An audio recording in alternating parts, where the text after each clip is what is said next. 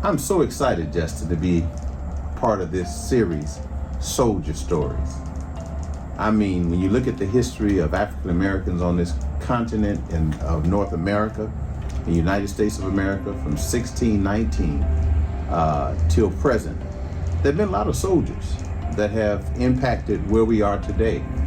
And I felt that we talked about what it would mean to mention some of these soldiers and to be able to talk about what they have accomplished and how they have impacted the world that we live in.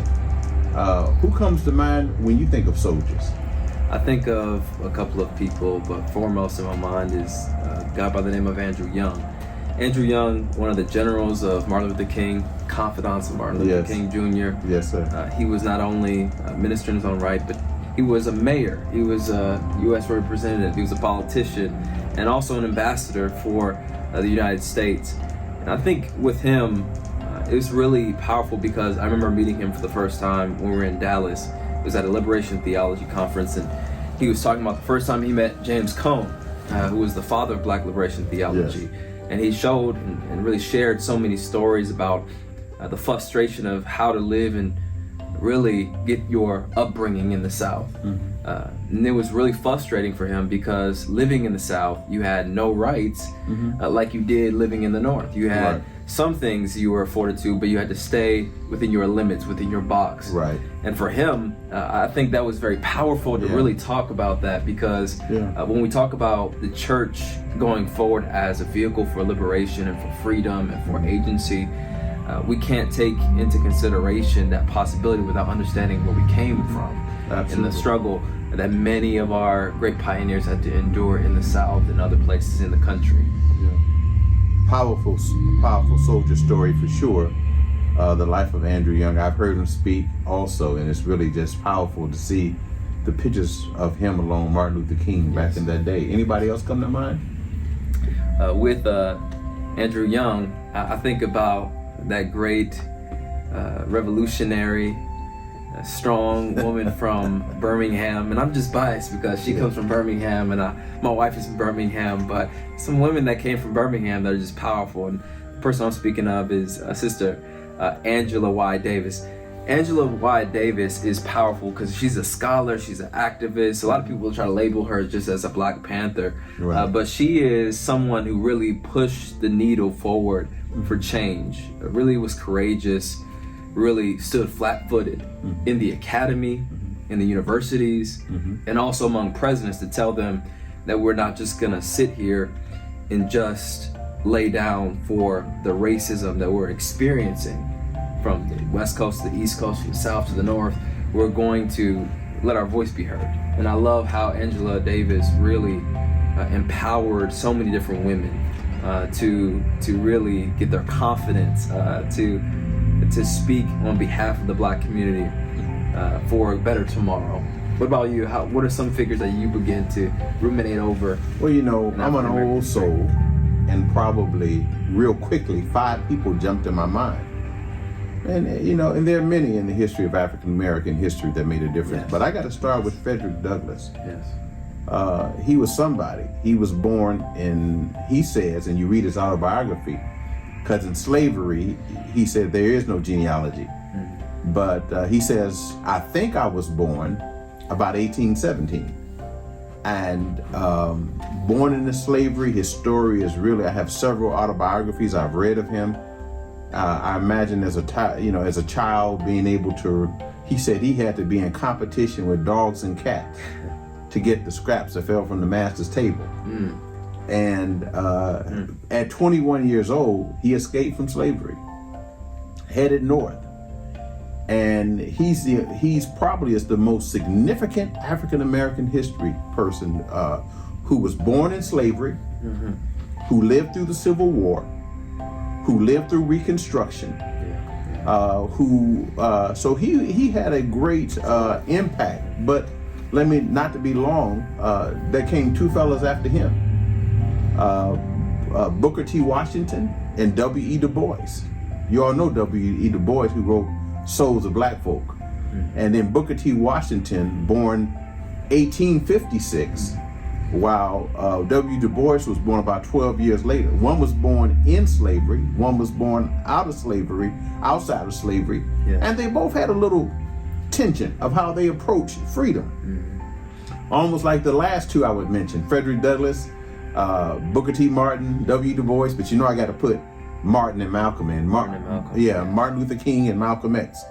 Because both of those four men have something in common. Booker T. Washington said, let's go along to get along. Let's go along to get along. Let's not raise too much sand.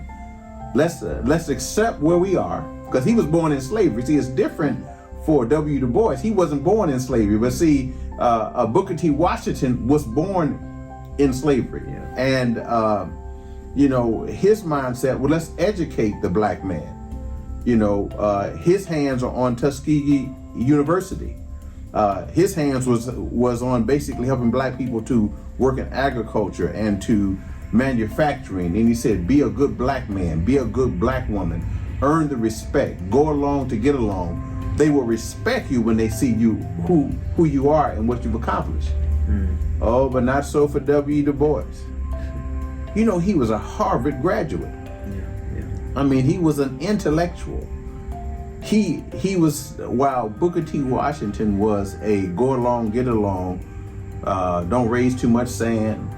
And he raised a lot of money to start a university. The wife, we agree with that philosophy. We're going to give you a lot of money for Tuskegee.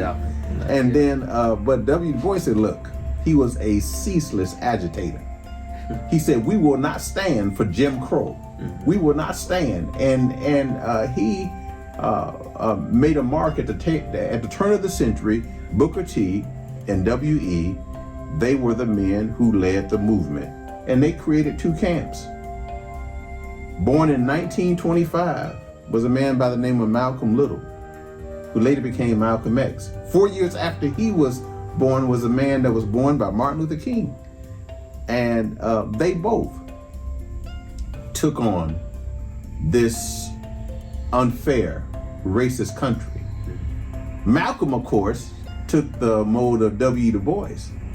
Well, Martin, kind of like Booker T, but he was saying nonviolence. That's what Martin said. And then Malcolm said, look, love your neighbor. Be kind to everybody. But if a man put his hand on you, take him to the cemetery.